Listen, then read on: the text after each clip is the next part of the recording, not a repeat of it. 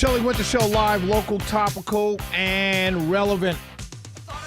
Before I talk about some Trump stuff and the article that dropped yesterday, I want to tell this quick story. So I was telling you about Vernon Jones running for Secretary of State and why he should drop out. So last night there was a event, basically an event for contractors, black tie event. And Kelvin King, good friend of mine, he's running for Secretary of State. I endorse Kelvin King. If you're voting, when you vote in the primary, vote for Kelvin King for Secretary of State. I'm not ashamed to tell you I'm voting for Kelvin King. That's my vote, and it should be your vote as well. So Vernon jumped into this race, and I said the other night, I believe Vernon is jumping in this race pushed by somebody else to impact Kelvin's race chances. That's what I believe. I'm going to stand by that belief. But here's some proof of that. So last night, Kelvin's invited to this event. I saw it on Facebook. He's got pictures speaking at this contractors event. Kelvin's a contractor. He works. He builds stuff. That's what they do.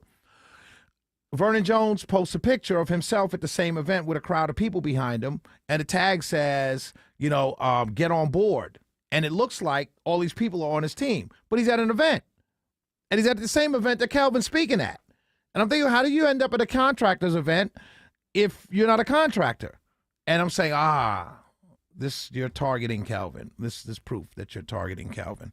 Shout out to the Kings. Vote for Kelvin King for Secretary of State. That's all that need to be said. So I saw Greg Bluestein. What's today? Friday? I went to the event for Bill White Wednesday night before we went on the air. And so I saw Greg Bluestein, my dear friend Greg Bluestein with the AJC. Greg is the top political writer in Georgia. I'm the top radio guy on politics in Georgia, right? I know everything from local elections all the way up to the federal elections. And Greg knows all these things too. So we are friends, and that's my brother, right? And so anyway, I saw Greg, and Greg said to me at the event, my colleague asked Donald Trump about an endorsement coming for one of the senators in the Senate race here in Georgia.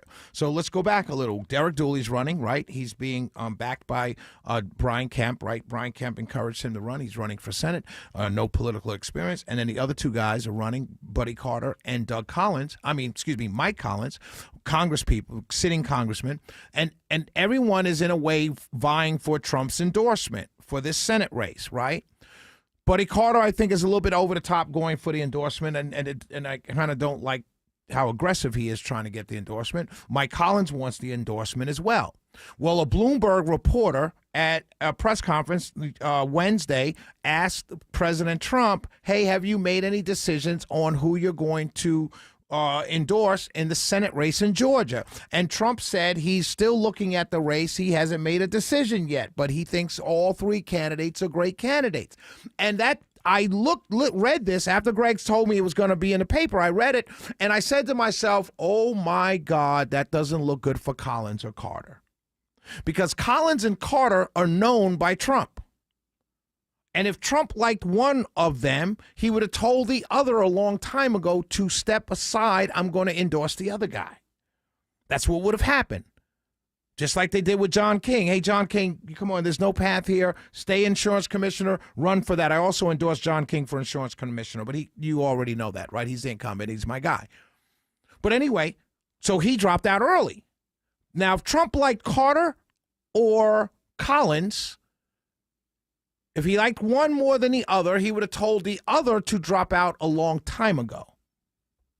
The reason why President Trump, has not made a choice in this, an endorsement choice in this race, is because he's waiting to see how well Dooley does. Not in the primary, just over the course of the next couple months.